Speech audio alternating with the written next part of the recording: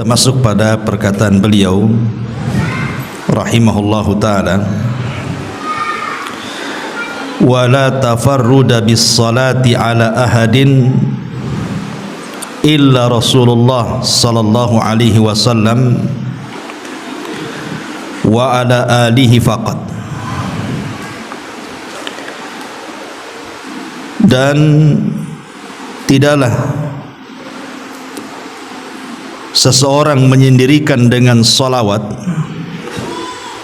kepada salah seorang dan kepada keluarganya saja.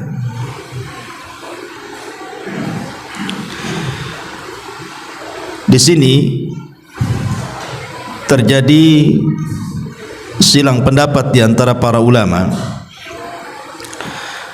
Apakah salawat itu memang khusus bagi Nabi sallallahu alaihi wasallam dan juga keluarganya saja,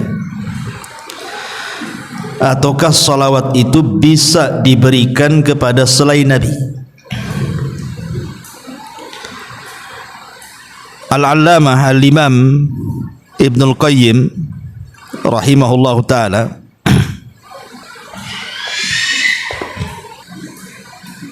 tes satu.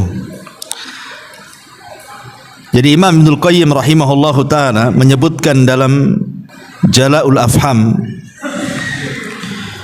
di mana beliau menukilkan tentang ijma' para ulama,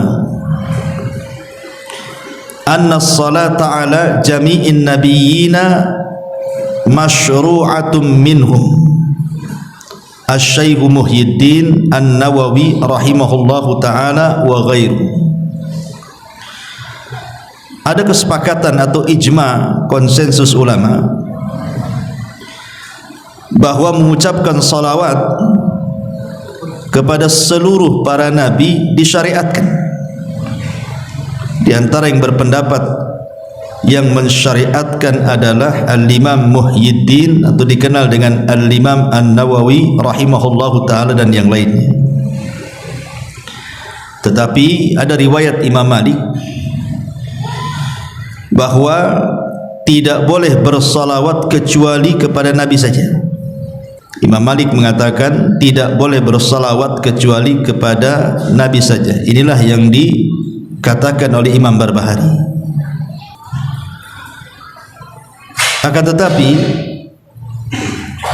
sebagian ulama mengatakan, seperti Syekh bin Baz rahimahullah ta'ala mengatakan, tidak mengapa seseorang itu bersalawat kepada selain Nabi, seperti mengatakan Allahumma salli ala ali fulan, Allahumma salli ala abi fulan. Kata beliau, la ba'sa, tidak mengapa. Akan tetapi jangan dijadikan syiar. Sekali-kali boleh, tapi jangan dijadikan syiar atau kebiasaan. Karena salawat yang disyariatkan itu hanya diberikan kepada para nabi saja. Adapun kepada selain para nabi, maka itu bentuknya hanya sekedar pujian saja. Dari sini terjadi silang pendapat. Cuman kalau melihat pendapat Imam Al-Barbahari di sini, seolah-olah beliau mengatakan tidak boleh bersalawat kecuali kepada Nabi saja dan kepada keluarganya. Tapi sedikit kita akan bicara seputar salawat. Di dalam Al-Quran, tepatnya pada surah Al-Ahzab 56, Allah Subhanahu wa ta'ala berfirman, innallaha wa malaikatahu yusalluna 'alan nabi ya ayyuhalladzina amanu sallu 'alaihi wa sallimu taslima. Sesungguhnya Allah Subhanahu wa ta'ala dan para malaikatnya, mereka bersalawat atas nabi. Wahai orang-orang yang beriman, bersalawatlah kalian kepada nabi dan ucapkanlah salam kepadanya. Ketika sebagian para ulama bicara tentang keutamaan Nabi Adam alaihi salatu wassalam, di antara keistimewaan Nabi Adam adalah para malaikat sujud kepada Adam.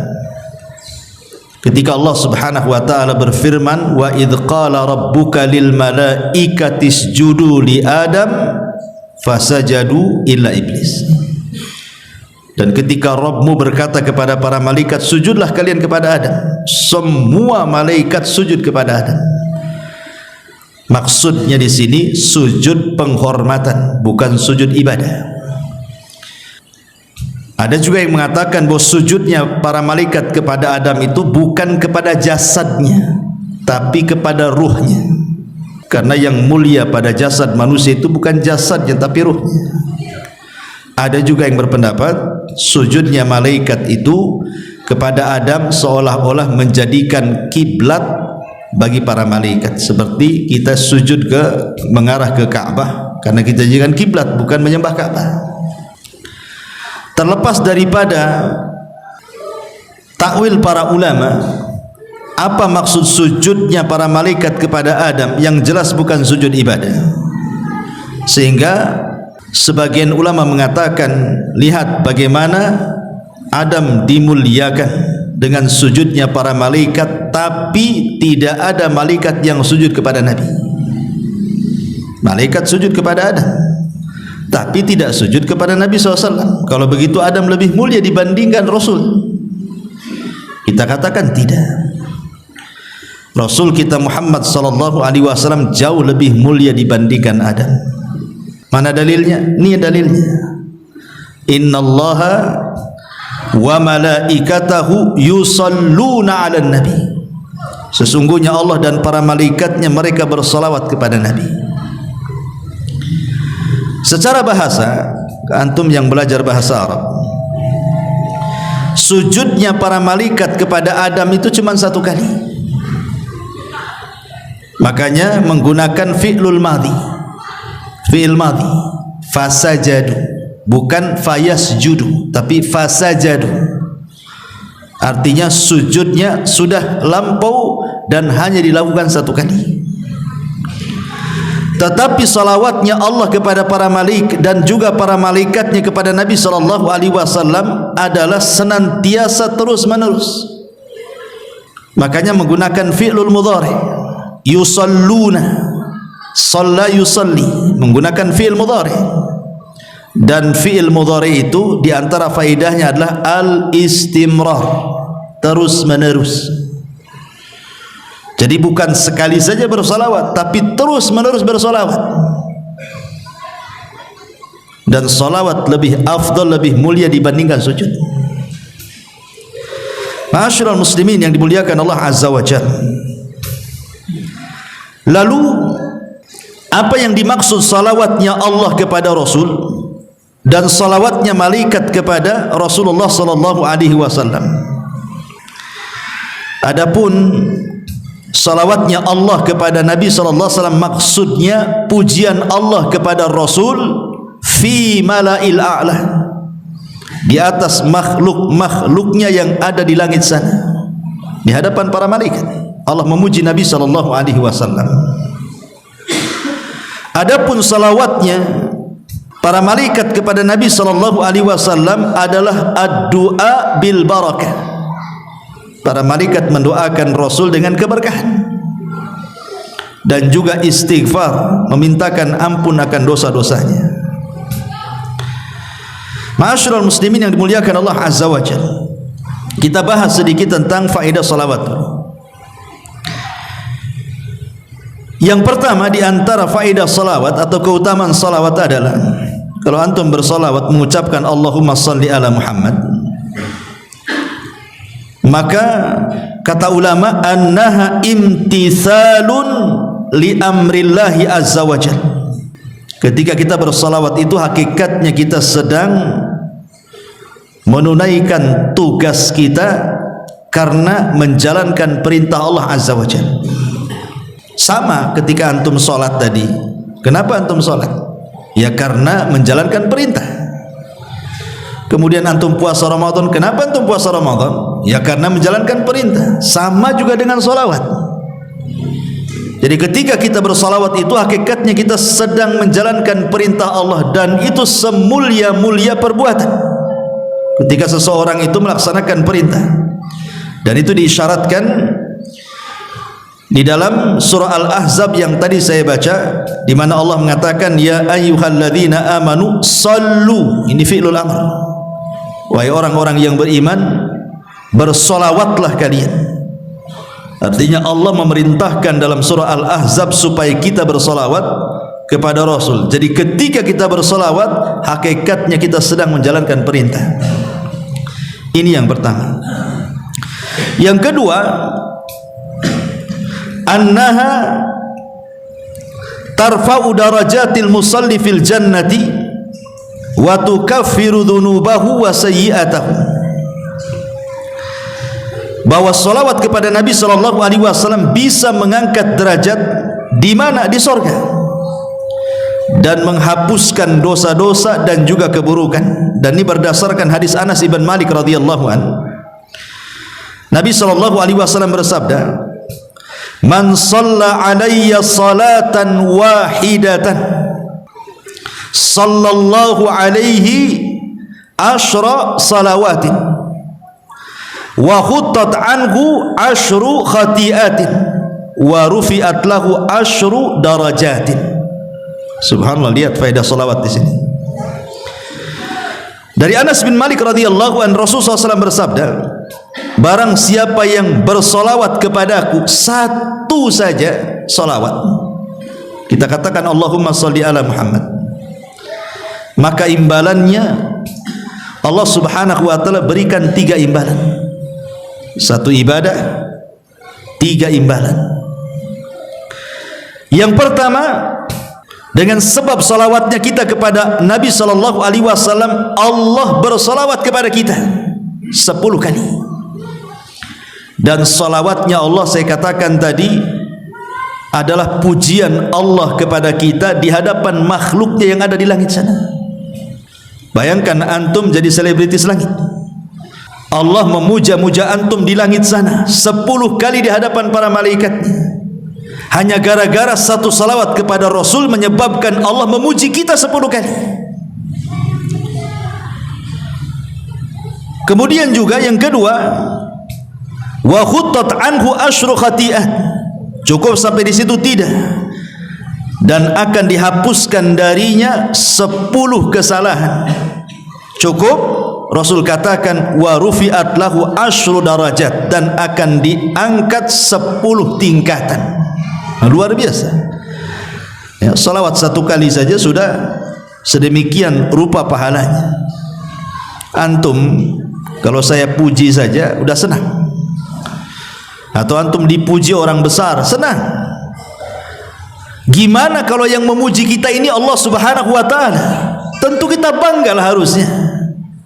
Jadi kalau antum ingin dipuji-puji oleh Allah di hadapan makhluknya di sana, perbanyak salawat.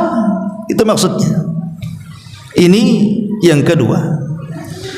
Yang ketiga, annaha sababun likifayati humumil abdi wa in azumat. Dan memperbanyak salawat itu bisa mengobati kebingungan. Bisa mengobati kebingungan. Orang kan banyak masalah setiap harinya, ikhwan. Orang itu pasti akan ditimpa musibah setiap harinya. Masalah ini, masalah itu, macam-macam masalah. Kadang-kadang hidup kita ini kayak orang bingung, stres. Maka di sini dengan cara bersolawat, maka stres kita, bingung kita itu akan hilang. Dan itu berdasarkan hadis Ubay bin Ka'ab radhiyallahu an, dari Nabi sallallahu alaihi wasallam, ketika dia berkata kepada Nabi sallallahu alaihi wasallam, "Ya Rasulullah, inni uksiru salata alaika fakam aj'alu laka min salati?" Faqala ma syi'ta. Qala qultu ar-rubu'. Qala ma syi'ta. Fa in zidta fa huwa khairun laka. Qultu nisf. Qala ma syi'ta. Fa in zidta fa huwa khairun laka. Qala qultu, dia mengatakan sulusaini. Qala ma syi'ta. fa in zidta fa huwa khairun laka qultu aj'alu laka salati kulliha qala idzan tukfa hammuka wa yaghfiru laka dhanbuk. Rawahu Tirmidzi. Jadi Ubay radhiyallahu an, Ubay ini seorang sahabat yang dipuji oleh Nabi sallallahu alaihi wasallam dan direkomendasikan diambil Qur'annya. Ubay bin Ka'ab ini seorang sahabat dari 4 sahabat yang direkomendasikan Rasul ambillah Al-Quran dari 4 orang. Salah satunya Ubay bin Ka'ab. Bahkan namanya pernah disebut oleh Allah Subhanahu wa ta'ala ketika kita membahas tentang asbab nuzul surah Al-Bayyinah. Nabi memanggil Ubay bin Ka'ab dan mengatakan, ya Ubay, Allah menyebut namamu dan Allah memerintahkan aku untuk membacakan surah Al-Bayyinah. Ubay enggak percaya dan mengatakan, asammanillah, namaku disebut-sebut Allah wahai Rasul. Kata Rasul, ya, fabaka. Ubay pun menangis. Enggak nyangka nama dia disebut-sebut Allah. Abu Bakar aja enggak disebut, Umar enggak disebut, dia pula disebut, ya. Jadi Ubay bin Ka'ab ini radhiyallahu an berkata, wahai Rasulullah, aku sering membawa salawat untuk dirimu, lalu seberapa banyak aku bersalawat untuk dirimu? Rasul sallallahu alaihi wasallam menjawab, terserah engkau. Maka Ubay mengatakan, bagaimana kalau 1/4? Rasul mengatakan, terserah, jika kau tambah itu lebih baik. Kemudian kata Ubay, bagaimana kalau 1/2? Kata Rasul, terserah, jika kau tambah itu lebih baik. Kata Ubay, bagaimana kalau 1/3? Kata Rasul, terserah, jika kau tambah itu lebih baik. Kata Ubay, bagaimana kalau seandainya 2/3? Kata Rasul, terserah, kalau kau tambah itu lebih baik. Kemudian Ubay mengatakan, bagaimana kalau seandainya seluruh doaku aku baca salawat? Maka Nabi SAW mengatakan, kalau begitu engkau dicukupkan dari dukamu dan dosa-dosamu akan diampuni Allah Subhanahu wa taala. Syahidnya di sini, idzan tufaham. Kalau begitu dukamu, stresmu, bingungmu akan dicukupkan Allah, artinya akan dihilangkan. Coba saja kalau antum banyak masalah, atau ada masalah yang antum tidak bisa keluar dari situ, kayaknya kiamat lah ini karena mungkin masalah yang terlalu berat. Coba perbanyak salawat saja pagi, siang, sore, insya Allah masalahnya akan diurai. Antum harus yakin dengan hadis ini. Antum enggak yakin itu kan enggak diamalkan masalahnya. Kalau stres malah tidur kan itu. Bangun tidur stres lagi lah. Gitu ya. Taib. Kemudian yang nomor 4, bahwa salawat kepada Nabi sallallahu alaihi wasallam annaha dalla ala mahabbatihi sallallahu alaihi wasallam. Jadi dengan memperbanyak salawat kepada Nabi sallallahu alaihi wasallam menunjukkan bentuk kecintaan kita kepada Rasul. Ingat kata Imam Ghazali rahimahullah dalam kitabnya Ihya Ulumuddin, dia mengatakan, man ahabba syai'an aktsara min dzikri. Kata Imam Ghazali, siapa yang mencintai sesuatu pasti dia akan banyak menyebut-nyebut sesuatu yang dicintainya itu. Pasti itu. Kalau antum suka sesuatu pasti akan disebut-sebut. Lah orang yang cinta kepada Nabi sallallahu alaihi wasallam, maka dia akan menyebut-nyebut orang yang dicintainya. Seperti antum cinta istri antum, tak mungkin antum menyebut-nyebut istri tetangga pula, marahlah istri antum. Ya. Maka kalau seseorang itu cinta dengan Nabi sallallahu alaihi wasallam, dalam kaidah Imam Ghazali, man ahabba syai'an aktsara min dzikri. Siapa yang mencintai sesuatu maka perbanyak menyebutnya. Maka seseorang yang memperbanyak salawat kepada Rasul itu tanda dia cinta dengan Nabi sallallahu alaihi wasallam. Sebab orang yang cinta itu kan senang, dan orang yang senang itu pasti akan menyebut-nyebut orang yang disenanginya. Makanya kisah Laila Majnun, si Majnun ini kalau datang malam hari dia senang dan menyebut-nyebut pacarnya. Kenapa? Karena malam itu dalam bahasa Arabnya lailun, dan lailun itu nama pacarnya si Majnun. Jadi kalau datang malam hari senang dia, karena pacarnya hadir di malam hari. Tapi kalau di siang hari enggak suka, karena bahasa Arab siang itu naharun, bukan nama pacarnya. Makanya dia Majnun, gila. Dia suka malam, tak suka siang. Sampai satu hari si Majnun ini berburu dia. Dari kejauhan adalah kijang atau menjangan gitu ya, dikejar sama dia, dipanah, tepatlah kena kakinya, jatuhlah kijang itu. Diambilnya pisau, udah didekati, tengok matanya, kok matanya sama dengan mata Laila, enggak jadi disembelih, dilepas lagi. Makanya Majnun, gila dia ya, hanya gara-gara matanya sama dengan nama pacarnya, tak jadi disembelih. Pergi kamu katanya, karena matamu sama dengan mata kekasihku. Itu orang-orang cinta kan seperti itu. Lah, orang yang cinta dengan Nabi SAW harusnya seperti itu, menyebut-nyebut namanya. Karena Nabi SAW sendiri mengatakan bahwa seseorang itu tidak dikatakan beriman.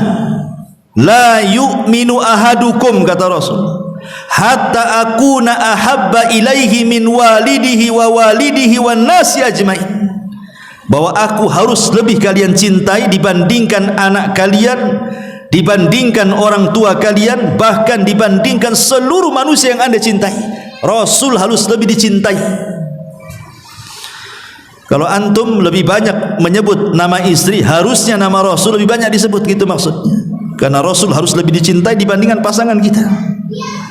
Ini yang keempat. Yang kelima, annaha sababun linaili syafaatihi, bahwa memperbanyak salawat itu sebab seseorang akan mendapatkan syafaat Nabi SAW.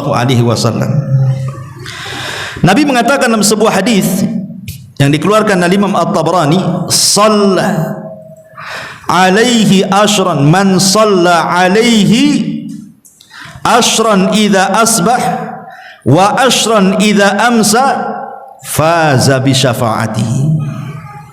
Dari hadis Ruwaifi radhiyallahu anhu, barang siapa yang bersalawat kepada Rasul 10 kali di pagi hari, 10 kali di petang hari, maka dia sudah berhak mendapatkan syafaat Nabi. Dalam hadis yang lain, man qala Allahumma salli ala Muhammadin wa anzilhul maq'adal muqarrab indaka yaumal qiyamah wajabat lahu syafaati. Barang siapa yang mengucapkan ya Allah, curahkanlah salawat kepada Muhammad dan tempatkanlah dia di tempat yang terdekat di sisimu pada hari kiamat, apa kata Rasul? Wajabat lahu syafaati, maka dia wajib mendapatkan syafaat dariku. Dan ingat, di akhirat itu yang dibutuhkan untuk menyelamatkan kita cuma 2. Pertama syafaat, yang kedua rahmat. Ketika syafaat sudah tidak ada lagi, maka yang tersisa adalah rahmat Allah Subhanahu wa ta'ala.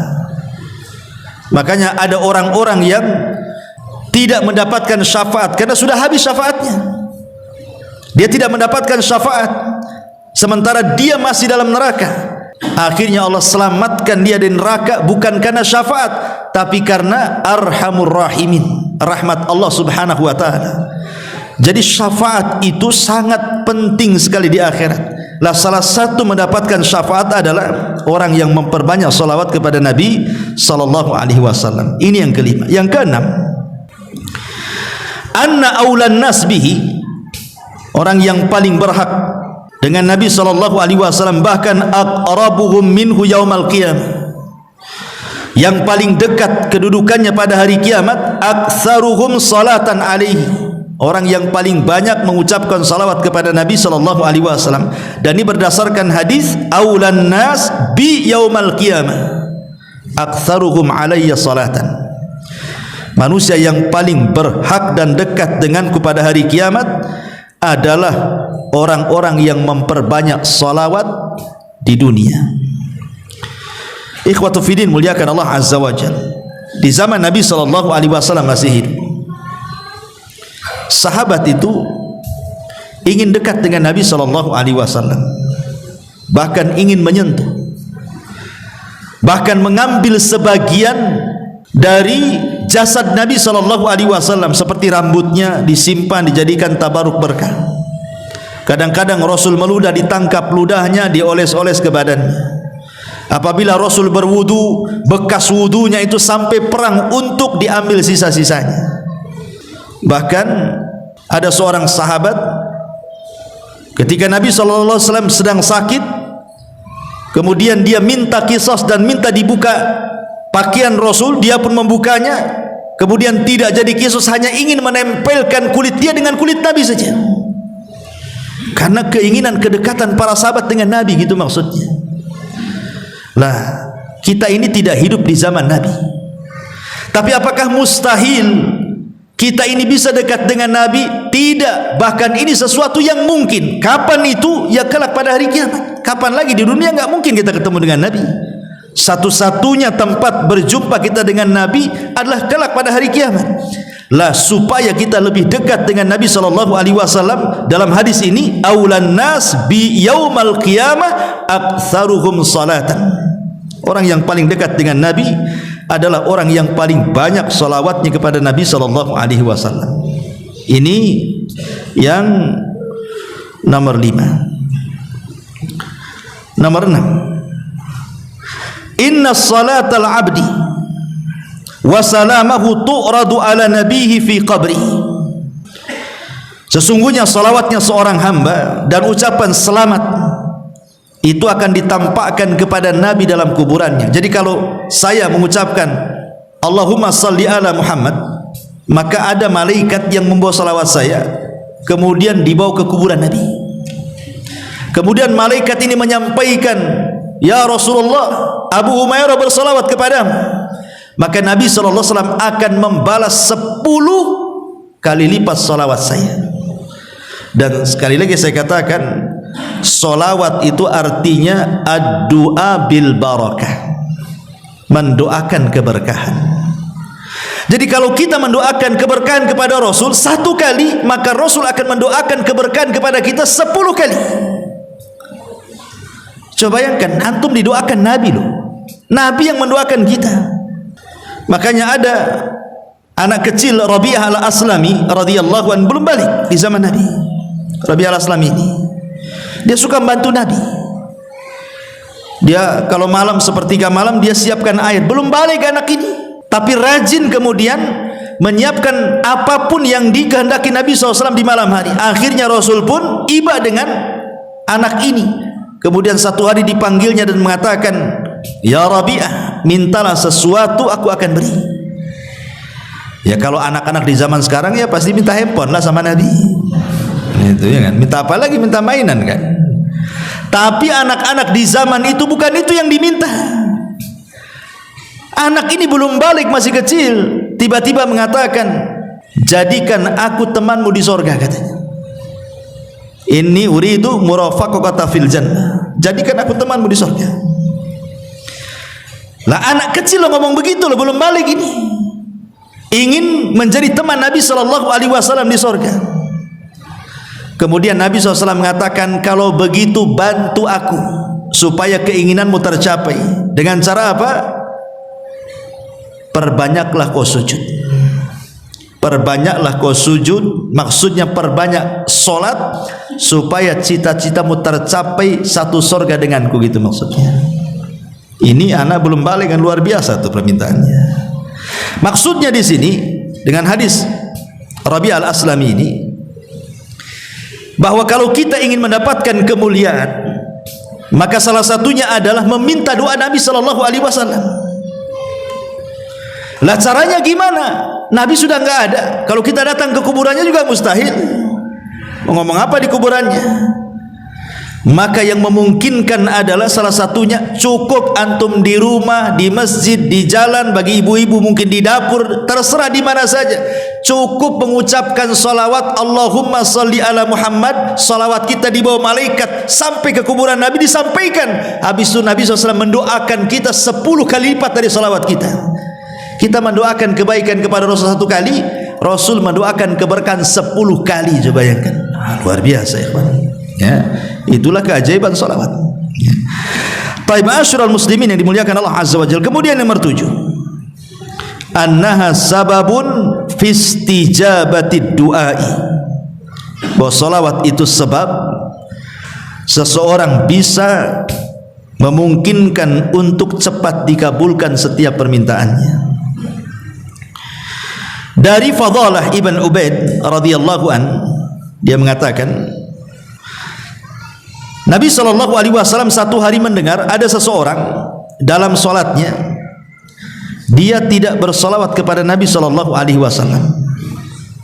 Jadi ada orang solat kemudian berdoa, Nabi dengar, tapi dalam doanya tidak menyertakan solawat. Jadi sami'an Nabi SAW rajulan yad'u fi salatihi falam yusalli ala Nabi. Apa kata Nabi SAW?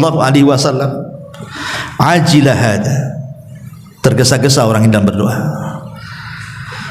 Thumma da'ahu faqala lahu, kemudian Rasul memanggil laki-laki itu dan mengatakan kepadanya, idza shalla ahadukum falyabda bitahmidillahi wathana alaihi thumma liyusalli ala nabi sallallahu alaihi wasallam thumma la yad'u ba'du bima syaa, kata Rasul. Sini, kalau engkau berdoa, 1, mulailah dengan pujian kepada Allah.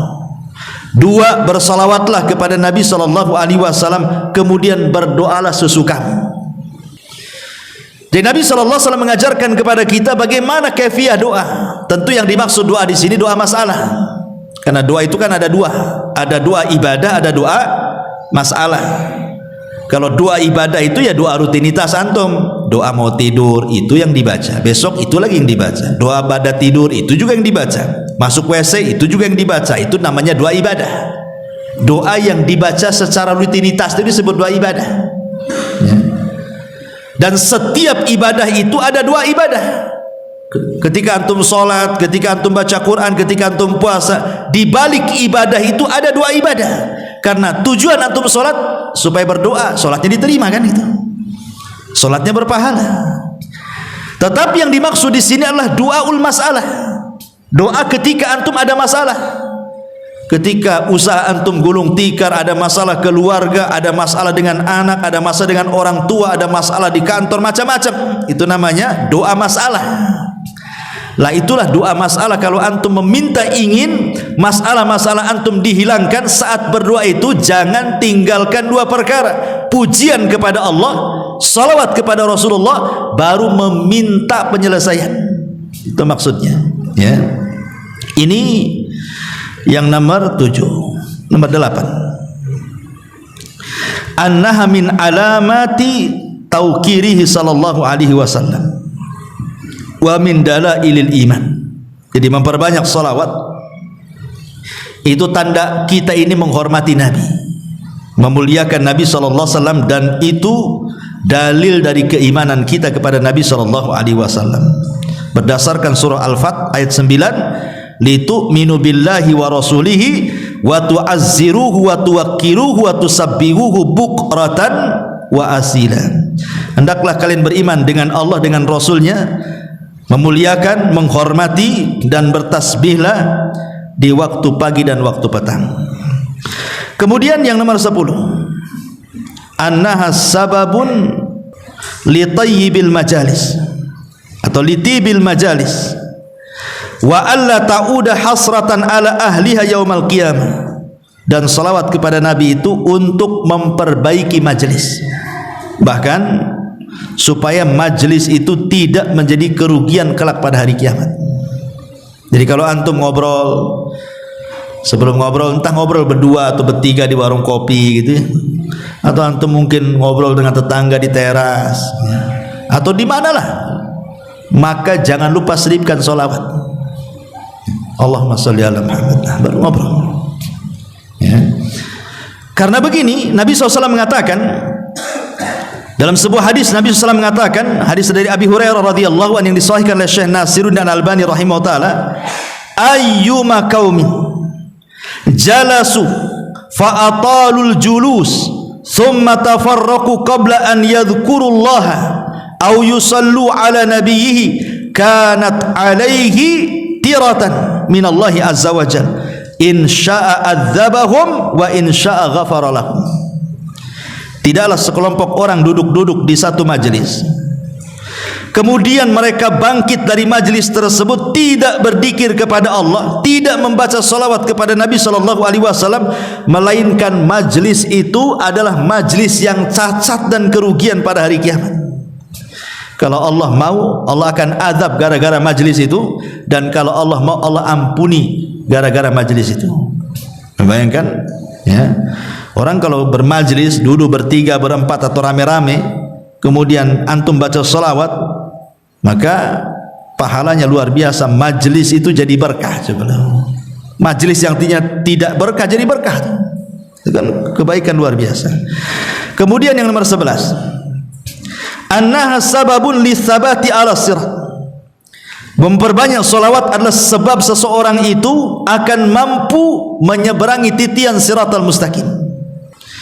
Dalam hadis yang panjang kata Nabi SAW, wa ra'aitu rajulan min ummati yazhafu ala sirat yahbu ahyanan wa yata'allak ahyanan faja'athu salatuhu alayya fa aqamathu ala qadamaihi wa anqadathu. Kata Nabi SAW, aku melihat orang yang sedang melewati titian itu. Terkadang dia jatuh, terkadang terbangun, jatuh lagi, terbangun lagi. Tiba-tiba datang solawatnya.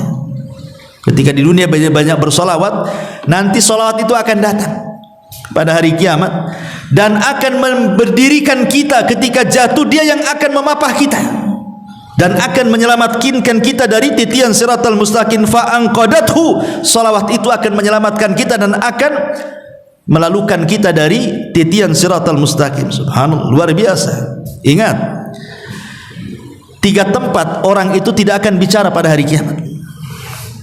Kenapa? Karena orang itu sibuk masing-masing, tidak mungkin ingat orang lain. Kata Aisyah radhiyallahu anha, ketika Nabi SAW berada di pangkuan pahanya kemudian tertidur, Aisyah menatap wajah Nabi. Ketika ditatapnya, tiba-tiba Aisyah menangis. Tetesan air matanya menetes persis di pipi Nabi. Sontak Nabi bangun, duduk, ditatapnya Aisyah, kemudian mengatakan, ya Aisyah, lima tabki wa lima dumu, kenapa kau menangis dan apa itu air mata yang kau lelehkan dari pipimu? Maka Aisyah radhiyallahu anha mengatakan, ya Rasulullah, tadzakartu yaumal qiyamah. Rasul, ketika aku melihat wajahmu, aku teringat hari kiamat. Hal tadhkuru bi ahlika yaumal qiyamah? Masih ingatkah engkau wahai Rasul kelak pada hari kiamat dengan istrimu, dengan keluargamu? Ataukah sudah lupa dengan kami semuanya? Maka Nabi SAW mengatakan, amma fi thalathati mawatin fala yadhkuru ahadun ahada. Adapun di 3 tempat orang tidak mungkin ingat siapapun. Kemudian Nabi SAW mengatakan, 1 di tempat penyeberangan titian siratal mustaqim, orang tidak akan ingat siapapun. Yang diingatnya bagaimana caranya dia bisa nyeberang dari situ. Yang kedua, inda tatayur suhuf, ketika lembaran diterbangkan, orang tidak akan ingat siapapun sampai dia mampu mengambil catatannya dengan tangan kanannya dan tidak dengan tangan kirinya. Kemudian yang ketiga, indal mawazin, saat di tempat penimbangan amal, orang tidak akan ingat siapapun sampai betul-betul kebaikannya lebih berat dibandingkan keburukannya. Artinya bahwa ketika seseorang tidak ingat apapun saat menyeberang titian siratal mustaqim, berarti kondisi menyeberang itu sangat menakutkan karena fokus dia, nggak ingat siapapun. Makanya Nabi SAW ketika menyeberang titian itu, beliau berdiri di ujung titian. Setiap ada umatnya yang lewat, dia mengatakan, Rabbi salim salim, ya Rabb, selamatkan dia, selamatkan dia. Karena hari itu tidak ada yang bicara kecuali Nabi. Nah, salah satu yang bisa menetapkan perjalanan kita di titian itu adalah dengan memperbanyak salawat kepada Nabi SAW. Kemudian yang nomor 12, annallaha yukhrijul musalli ala nabihi minadh dhulumati ilan nur. bahwa dengan memperbanyak salawat kepada Nabi sama dengan anda dikeluarkan dari kegelapan menuju cahaya. Dan itu berdasarkan firman Allah Azza wa Jalla, huwallazi yusalli alaikum wa malaikatahu liyukhrijakum minadh-dhulumati ilan nur. Dialah yang bersalawat kepada kalian dan para malaikatnya untuk mengeluarkan kalian dari kegelapan menuju cahaya. Maksudnya dari kesesatan kepada petunjuk, ya, dari tidak tahu menahu, kejahilan kepada ilmu. Jadi memperbanyak salawat itu mencerdaskan, ya. Kemudian juga yang nomor 13, annaha sababun li ibqa'i dzikril hasanil abdi, bahwa dengan bersalawat itu menyebabkan tetapnya penyebutan kebaikan kepada seorang hamba. Dan tadi saya sudah sebutkan, orang yang banyak bersalawat Allah akan sebutkan kita di hadapan para malaikatnya dengan kebaikan, dan itu kebanggaan bagi kita. Allah memuji kita loh di hadapan para malaikat, ya. Kemudian yang nomor 14, annaha sababun lidawami mahabbatihi wa ziyadatiha, bahwa salawat itu untuk mendawamkan kecintaan kita kepada Rasul dan juga menambah kecintaan kita kepada Nabi sallallahu alaihi wa ala alihi wasallam, termasuk juga sebab seseorang itu tidak dianggap bakhil. Mungkin dalam benak kita ketika bicara soal bakhil, pasti konotasinya orang itu kalau kita mau pinjam uang tak kasih, bakhil dia. Pinjam modal tak kasih, bakhil itu. Itu kaya tapi tidak pernah kasih-kasih orang. Itu mungkin konotasi kalau kita bicara soal bakhil. Tetapi sebenarnya di sana ada orang yang dikatakan sangat bakhil, lebih bakhil daripada orang tidak pernah bantu orang. Apa itu? Ketika disebutkan nama Nabi, antum tidak bersalawat. Maka kata Rasul itu abkhaluna, sebakhil-bakhilnya manusia. Apabila nama Rasul disebut, antum diam saja. Antum sebakhil-bakhilnya orang bakhil. Ya, orang yang tidak pernah bantu orang padahal dia mampu itu dikatakan bakhil. Tapi ini bukan sebakhil-bakhilnya orang bakhil, tapi sebakhil-bakhilnya orang bakhil ketika antum tidak mau menyebut nama Nabi atau mendengar nama Nabi tapi tidak mau menjawab salawatnya. Na'udzubillah.